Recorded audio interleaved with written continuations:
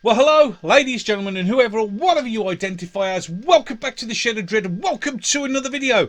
Star Trek Strange New Worlds, Episode 3. Remember, there will be spoilers in this, so if you don't want to watch or whatever, I'm sorry, but it's a review.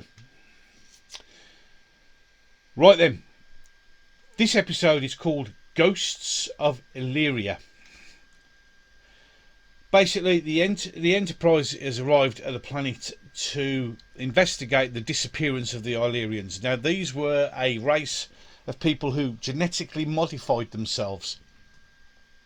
And thanks to the eugenics war, the Federation completely banned anyone with any sort of modifications to their bodies for obvious reasons, as the eugenics war is still very fresh and raw in their minds. So they're down there, the landing party's down there. Spock, Pike, Una, Chin Riley, or number one as she's called, is down there, and a couple of the members of a landing party, and they're doing scans and finding information out just to get a little bit more information on their race. But originally as the Enterprise approaches, it'll be up there. Gorgeous scene of an iron storm that's approaching. Brilliant, fantastic. As I always say, never usually mention if it's just great about the visuals, but this is more than the visuals. But those visuals, it looks stunning, and down on the planet when it's there, it looks brilliant, really enjoyable. So obviously, with the approaching iron storm, time to leave. Everybody goes. It has to beam up. Pike's gone to get Spock because Spock's in the library and obviously doing his thing, so he runs off. The others get to go. As they try and beam up, there's a problem. The ion storm, as always, as we should know by now with all Star Trek, the ion storm is causing a problem with the transporters. Chief Kylie, who there'll be another video on about him in particular, because there's something I need to say about him. But in any case, he's struggling. He calls down to Hammer in engineering. We actually get engineering that he needs more power. Hammer goes, get ready, I'm going to reroute emergency power to the transporters. Everybody get ready because the lights will dim, and it's up there. Gorgeous graphic display of the Enterprise and the engineering. Awesome. We get to see the engineering deck. It is much bigger, as we said, and the round thing isn't the warp core. The warp core is the big thing in the background, as we discover later on in this one. So he reroutes the power. Transporters work. Gets them up. Fantastic. No problem at all. But then there's too much interference. They can't get Pike and Spock up, and they're both standing there, and they said, "We can't get you up." And the iron storm's coming, and Pike goes to Spock, "What's your recommendations?" And he goes, "Run, Captain," which they do, and they go and try and find some cover from the approaching iron storm. Meanwhile, while we were there was a guy, and he was just searching with a torch, and you get these little flickers, but nothing major. Everything's fine. They beam up, walk off, and then the guy with the torch is spotted. I can never remember the helmsman's Ortiz, I think it is. Ortiz, yeah, I think it is. It'll be up there again. I've done it in the last video. I can't remember. Their names haven't sunk into my head just yet. Sees the crewman with the torch, and he's like going, "Oh, it's so cold in here," and he's looking into the lot, and he smashes his head through the panel. And she grabs him and takes him in. And it turns out they've been infected by something down on the planet. We then cut to number one, Una, and she's sitting in her ready room, and she starts feeling hot, and she's going like this to the light source, and she rips her top, and she glows all bright red, and all her hands go all red, as you'll see up there. So you got an idea what she looks like. And then she's fine, and she just hits the button and calls the doctor. What's his name now? And Benga. That's it. So I'm trying to remember them. Well, I am old, and there's lots to remember. Is everybody all right? And he goes, "Well, I was about to call you because your landing party seemed to have come down with an illness," and she goes into medical, and they're all attracted to light, as in really attracted to light. So there's a virus, and it's spreading along the ship, and they don't know. So we've got a virus spreading throughout the ship. Meanwhile, back on the planet, the iron storm's getting closer. Spock's reading these like library canisters that tell the story of what happened to the Ilerians, and apparently they were reverse engineering themselves because they wanted to be so much wanted to be members of the Federation that to allow them to be so, they had to reverse engineer themselves, and that's what they were doing when they disappeared, and they were wiped out by a virus. Unknown what this virus is, but it doesn't take rocket science to realise that the virus that wiped them out is currently the virus that the Enterprise is experiencing, and more people are getting ill. So number one calls for a complete ship lockdown. Everybody is just locked down in their positions. Everybody has to, if you're on duty, you got to stay where you are so it can't spread. So we now have a medical emergency, but the doctor's done all the scans and can't find anything wrong with anyone except for a lack of vitamin D. Except Una's vitamin D is fine, and anyone knows anything, the vitamin D comes from sunlight. So if you've got a vitamin D deficiency, the recommended is either to take vitamin D tablets or to have a sun lamp or go out in the sun, basically. So that makes sense. So it's quickly figured out that the virus is actually passed through light waves, which is amazing. And then we actually get quite a good little thing, is because that's how viruses, this is Mbenga, this is how viruses work. This is why it finds, once it's infected, it'll find a way to propagate itself, i.e. the common cold will make you sneeze so you can pass it on to the next person. That's how it works. But this one works by transmitting via light, which is great. But she said, well, the simple solution is we'll turn all our lights off. He said, but I've got a sick bay full of people who are desperate for lights.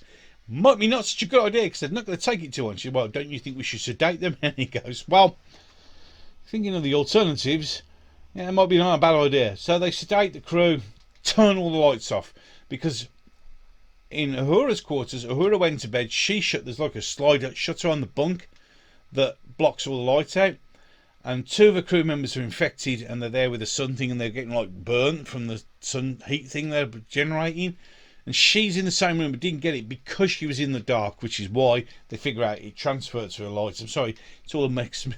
Chat out, it's transferred through lights, so they realise if they turn all the lights off, it will reduce the spread of the virus. It's a great idea, absolutely fantastic. So meanwhile, Hammer is trying to figure out how the hell the transporters buffers, the screening system. I don't know whether you know, if you've never watched Star Trek before, when you get beamed in the transporter, there's an infection, there's a disinfecting protocol where if the transporter spots anything that's in your body that it doesn't recognise, it takes it out.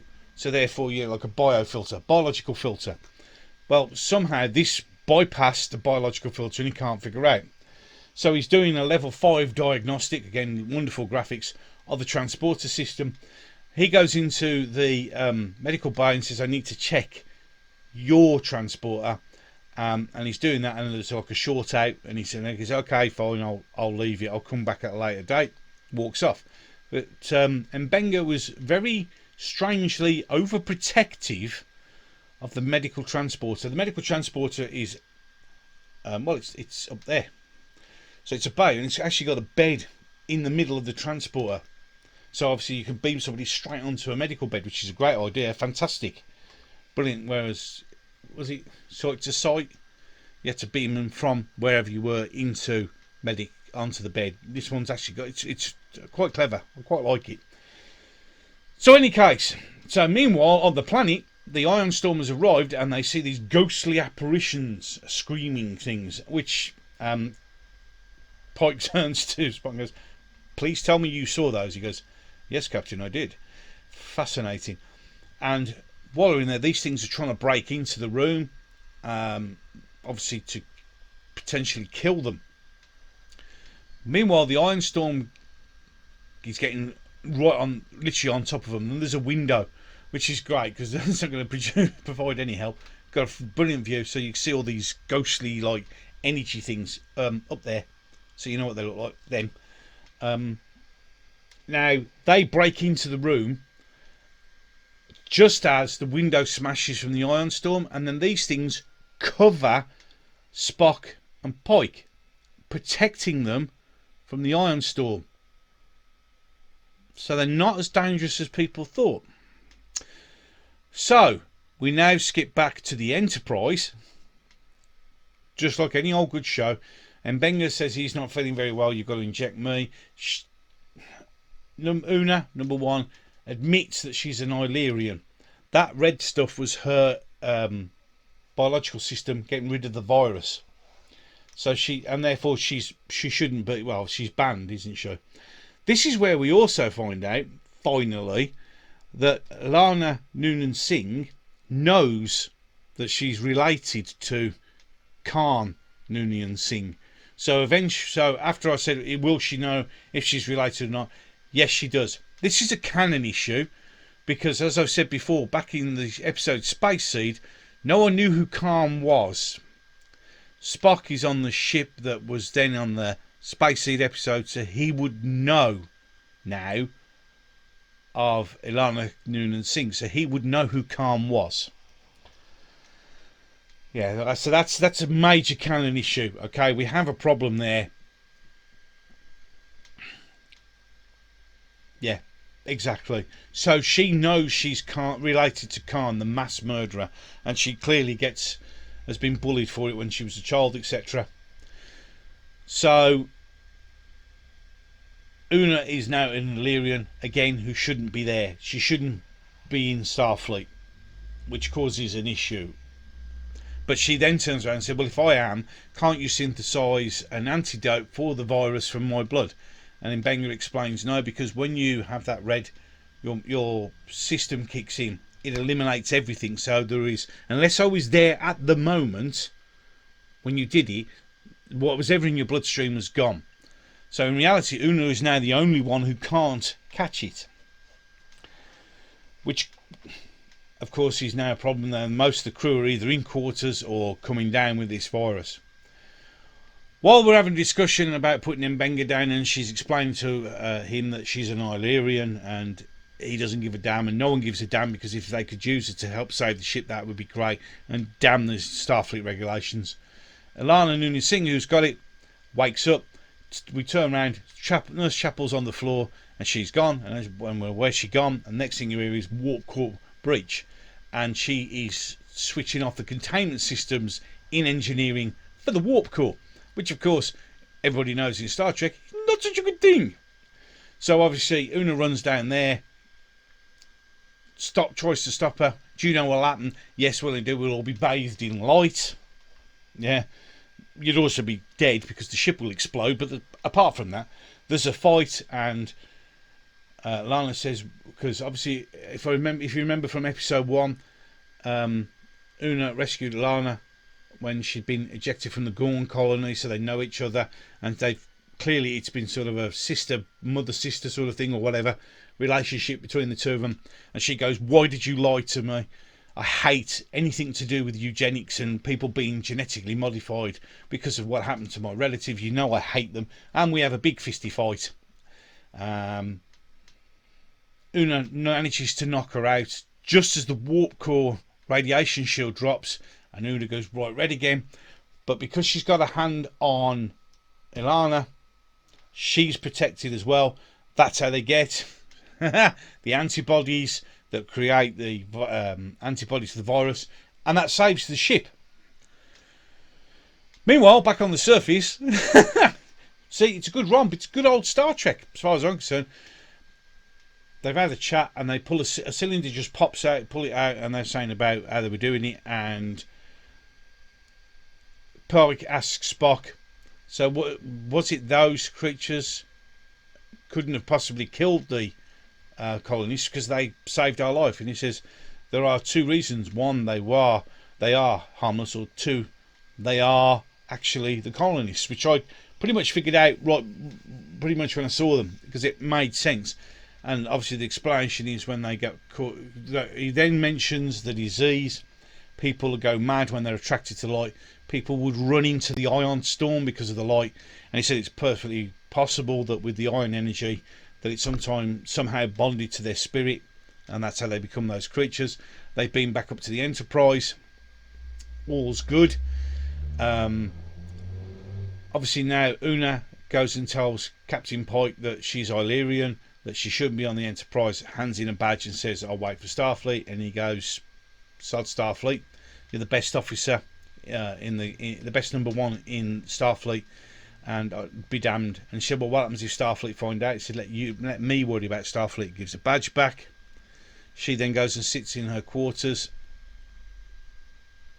No, sorry. On the way back, she goes into what I would imagine would now be called 10 Forward, the front saucer bay where the restaurant is, and Lana's sitting there eating strawberries, and they apologise and make up, and everything's wonderful, which is great, absolutely fantastic. And then Una goes in, sits down, and has does a personal log where she's happy, but that the captain defended her and would defend her, but she feels worried because would that have been the reaction if she hadn't saved the crew, which I thought was a very valid point. And then obviously she deletes the entry. She also finds out that there is a problem with the biofilters, and the biofilter problem on the transporters was caused by the medical transporter, because the medical transporter was the only one that wasn't upgraded when they were in space dock at Mbenga's request. And it turns out that the reason that Mbenga won't have it is inside the pattern buffer of his transporter is his sick daughter, who he's going to keep there until he can find a cure. And number one says, well, he goes, well, can I have one last minute with him? She goes, no, I'll make sure that you get a dedicated power source, so that never happens. And then obviously he materialises her, and we have the story, he's reading her a story. But the problem is there's another issue, because in Star Trek The Next Generation, Scotty was kept in a pattern buffer for over 100 years.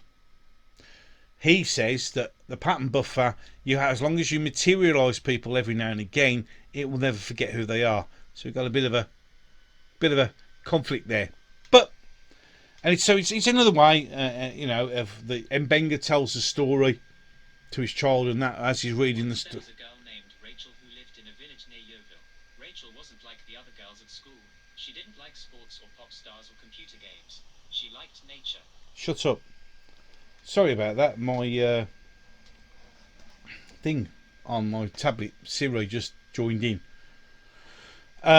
So while he's telling the story, it's like everybody reflects on whatever's done, and that is the end of the story, for all intents and purposes. So, again, third episode in, very, very enjoyable.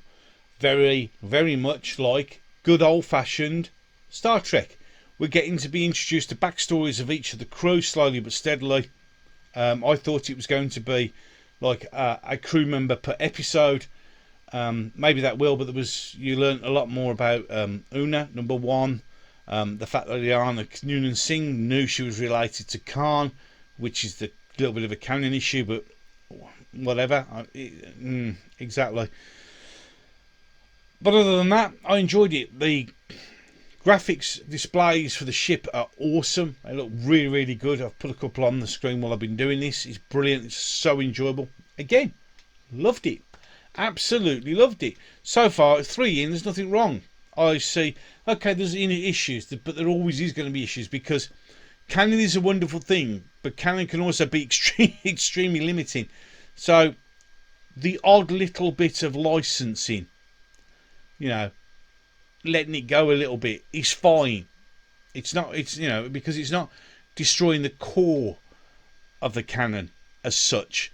It's sort of expanding on it a little bit. It's those things that actually take the actual core of the canon and just destroy it, like the Timeless Child in Doctor Who. That's when there's a problem. But little bit poetic licensing here and there, it's okay. First it gives us dedicated Star Trek fans going, that's not right, it's not right. But it helped with the story. It'll be interesting to see how it goes. So, again, thoroughly enjoyable. I'm enjoying this series. It feels like Star Trek to me, way more than Picard and Disco ever did. But then again, what would I know? I'm just a fat bloke sitting in his shed surrounded by his toys. You let me know what you think. It's comment section down below. Let me know what you think. Are you watching Strange New Worlds, or are you just not going to give it a chance? There are no such thing as wrong opinions in my comment section. It's there for everybody to express them, as long as we don't overstep the bounds of law. But it's, you know, it's interesting to see other people's opinions. I love it. Absolutely love it. So with that, I shall bring it to a close. If you enjoyed this one, hit the thumbs up, as my little space buddy here will be doing the same. Copy him. And then if you want to subscribe to my channel, which would be very, very nice, he is going to be there. My subscribing spaceman. Subscribe to the channel, please. But then again, you see, if you don't want to, that's fine. If you don't agree with me, that's fine. If you watch it all the way to the end and you still disagree with me, that's fine. It's not a problem. It's great. You can't all agree on everything. It's just my humble opinion. And there's a comment section down there for you to let me know what your opinion is. And they shall all be gratefully received. So with that, and as always, and until the next one, ladies and gentlemen, I'm going to love you and leave you. Thank you so much for the view. It's always appreciated. Bye.